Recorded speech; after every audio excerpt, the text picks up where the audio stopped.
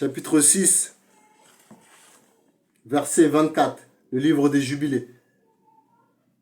Le premier jour du premier mois, le premier jour du quatrième mois, le premier jour du septième mois, le premier jour du 10e mois sont les jours de mémoire et les jours des saisons dans les 4 partitions de l'année. Ceux-là sont écrits et ordonnés comme un témoignage pour toujours. Et Noé les leur recommanda pour lui-même comme des fêtes pour les générations à jamais, pour qu'elles deviennent un mémorial pour lui. Le premier jour du premier mois, il lui fut permis de faire une arche. Et en ce jour, la terre devint sèche, et il ouvrit l'arche et vit la terre. Et le premier jour du 4e mois, les entrées des profondeurs de l'abîme au-dessus furent fermées. Et le premier jour du 7e mois, toutes les entrées des abîmes de la terre furent ouvertes, et les eaux commencèrent à y descendre. Et le premier jour du 10e mois, les sommets des montagnes se voyaient. Et Noé fut heureux. À ce sujet, il leur ordonna pour lui-même comme des fêtes en mémorial à toujours, et elles furent ainsi ordonnées, et ils les mirent sur les tablettes célestes. Chacune avait 13 semaines de l'une à l'autre, et passaient leur mémorial du premier à la deuxième, et de la deuxième à la troisième, et de la troisième à la quatrième. Et tous les jours de l'ordonnance sont de 52 semaines, 364 jours. Et cela constitue l'année au complet. Ceci est gravé et ordonné sur les tablettes célestes. L'année, elle est de 364 jours, non de 365 jours. Les scientifiques, ils se trompent. Dieu a raison. Soyez-en sûrs. Et c'est pour ça qu'à chaque fois, les saisons, ils se décalent d'un jour ou deux. C'est parce qu'ils rajoutent des jours. Des fois, c'est 365 jours, ils font... Et tous les 4 ans, ils rajoutent un autre jour. Ça fait 366 jours pour rattraper leur jour. Et ça, c'est un gros problème.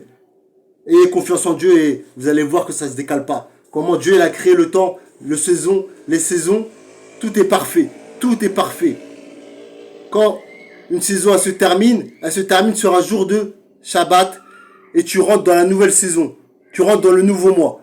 Dans le nouveau mois et ce premier jour du mois sacré, il est béni. Il est béni. Il est béni plus que tous les autres jours. Et tout le mois aussi, il est béni. C'est un mois sacré. Et c'est comme ça pour chaque saison. Et chaque saison a 13 semaines. 13 semaines, c'est égal à 91 jours. Et à chaque fois, tu tombes sur un jour de Shabbat quand tu finis la saison. Et après, tu rentres encore dans un mois sacré. Et à chaque fois, tout est parfait. 52 semaines.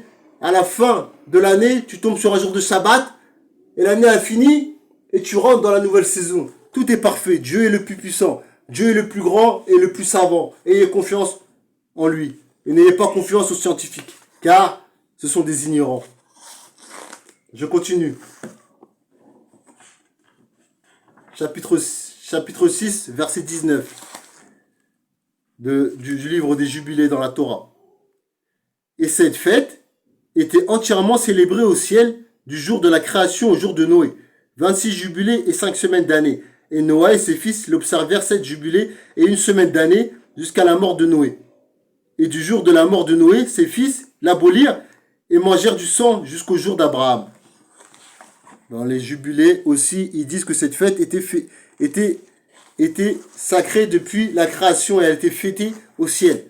Depuis la création. Elle est sacrée cette fête. Et dans le Coran, Sourate Tauba, verset 36, je vous le lis. Le nombre de mois auprès de Dieu est de 12 mois dans la prescription de Dieu. Le jour où il créa les cieux et la terre, 4 d'entre eux sont sacrés. Telle est la religion droite. 4 d'entre eux sont sacrés. Telle est la religion droite. Le Coran aussi, il dit que ces mois, ils sont sacrés. Encore une similitude. Ayez confiance en votre Créateur, n'ayez pas confiance en l'homme. C'est comme ça que vous allez apprendre la religion que Dieu a prescrit, non celle que l'homme a prescrit.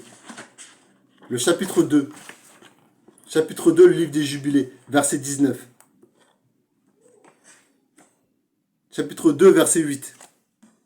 Dieu créa ces 4 grands travaux le 3e jour. Et au 4e jour, il créa le soleil et la lune et les étoiles et les plaça dans le firmament du ciel pour donner lumière sur la terre entière et dominer sur le jour et la nuit et séparer la lumière de la noirceur. Et Dieu appointa le soleil pour être un grand signe sur les jours, sur la terre et pour les repos et pour les mois et pour les fêtes et pour les années et pour les repos des années et pour les jubilés et pour toutes les saisons des années. Le soleil pour calculer le temps pour calculer les partitions des saisons. Le soleil pour calculer tout. C'est avec le soleil que tu calcules le temps, pas avec la lune. La lune, elle est de 354 jours. Elle a un décalage de 10 jours. Et à chaque fois, tu vas décaler le temps. Vous voyez bien que Dieu il a créé des saisons. Vous voyez bien que Dieu il a créé des saisons. Regardez pourquoi il a créé les saisons. C'est pour se repérer dans le temps. Tout est parfait. Ayez confiance en ce que Dieu dit. N'ayez pas confiance en l'homme. L'homme, il égare. L'homme, il égare.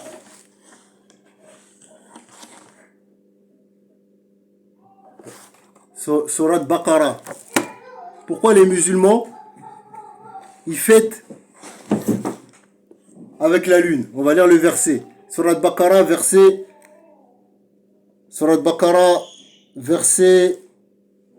189. Yas'alunaka 'anil ahilla qul hiya mawaqitu lin-nasi wal hajj. Il dit, il t'interroge sur les nouvelles lunes. Dit, elles servent aux gens pour compter le temps. Ça c'est ce qu'ils ont mis dans le Coran. Mais c'est pas ce que ça veut dire. Yas'alunaka 'anil ahilla. Il t'interroge sur les saisons. C'est ça que ça veut dire. Ça c'est pas les nouvelles lunes. C'est les nouveaux jours, les premiers jours. Comme il dit dans la Torah. C'est la même chose. Il t'interroge sur les premiers jours des saisons. Sur les jours des saisons, sur les mois sacrés. C'est ça qu'il dit. Il parle pas de la lune. Il parle de quand on rentre dans la saison. Ahilla. Quand on rentre dans la saison. Quand le soleil, il change d'hémisphère. Quand il change d'hémisphère. Quand le soleil, quand tu rentres dans la saison, dans la nouvelle saison. Il parle de ça. Ahilla. Ahilla. Il parle pas, ça veut pas dire la nouvelle lune. Où tu vas écrire nouvelle lune? Tu vois? Ça, c'est un gros problème. Les traductions, c'est un gros problème. Quand on comprend pas, on met ce que nous, on pense. Et c'est pas ça, ça veut pas dire ça. Ça veut pas dire ça. Ahilla. Je suis désolé, ça veut pas dire ça en arabe. Et c'est comme ça que les musulmans, ils se sont égarés. Et ensuite, il dit, elles servent aux gens pour compter le temps. C'est comment tu comptes le temps? Avec le soleil, grâce aux saisons. Avec le soleil, c'est grâce aux saisons, grâce à ces partitions des saisons, tu te repères dans le temps. C'est pas grâce à la lune. Et aussi pour le Hajj. Pour le Hajj, car le Hajj, c'est le 7e mois. Ibrahim, on va le voir après dans les jubilés, si Dieu le veut, vous verrez que c'est là qu'il célébrait le Hajj. C'est pendant le 7e mois. C'est là qu'il faisait le Hajj. Ayez confiance en votre Créateur, n'ayez pas confiance en l'homme. Car l'homme égare. Il s'égare lui-même et égare du sentier les croyants. Et ça, c'est un gros problème. C'est pour ça qu'il faut faire confiance qu'en son Créateur. Il ne faut pas avoir confiance en l'homme. Moi, je vous dis ça aujourd'hui, mais vous, interrogez le Créateur. Demandez-lui, est-ce que celui-là, il est fou ou est-ce qu'il est bien guidé, il a raison? Car lui, il sait qui est sur la voie droite et qui est égaré. Il connaît et il sait ce qu'il y a dans le cœur des gens. Qu'est-ce qu'il dit? L'Éternel dans le Coran. Écoutez ce qu'il dit. وَإِن تُطِعْ أَكْثَرَ مَنْ فِي الْأَرْضِ يُضِلُّوكَ عَنْ سَبِيلِ اللَّهِ إِن يَتَّبِعُونَ إِلَّا ظَنَّ وَإِنْ هُمْ إِلَّا يَخْرُصُونَ. Qu'est-ce qu'il dit?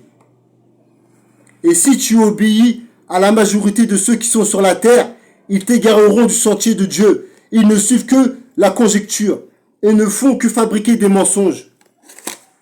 Le problème des religions, c'est que chaque religion, elle invente des choses. Elle veut se différencier de l'autre religion. Mais sachez une chose, toutes ces religions, ils viennent du même Dieu. Il n'a pas envoyé 50 000 religions, il n'en a envoyé qu'une seule. Il nous a demandé de se soumettre, de le suivre et de suivre tous ses livres. C'est ça qu'il demande. Donc obéissez en celui qui vous a créé. N'obéissez pas à l'homme. N'ayez pas confiance en ce qu'il raconte. Dans chaque religion, c'est toujours les mêmes problèmes.